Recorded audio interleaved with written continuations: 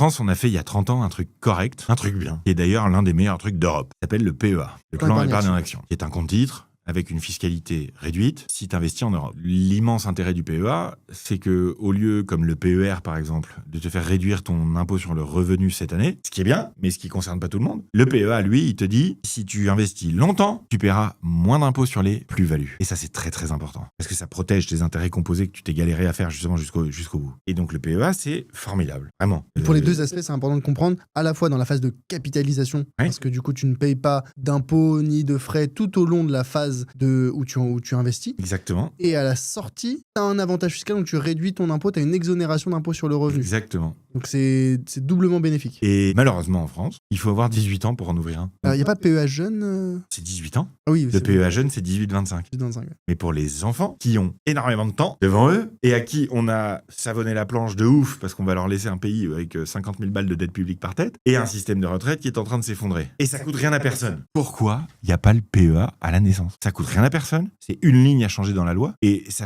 leur donne 12,8% en plus à la fin. 12,8% en plus à la fin. 12,8% sur les plus-values. Et tu sais pourquoi ça n'existe pas? Parce que toutes les banques et toutes les compagnies d'assurance de France Se battre contre, c'est du lobbying. parce qu'il n'y a jamais personne qui l'a demandé à l'État. Personne l'a demandé ou des gens l'ont demandé, on leur a dit non. Personne n'est allé le demander parce que tout le monde dit « Ah, les gamins, il faut leur ouvrir un livret A, non social, et une assurance vie.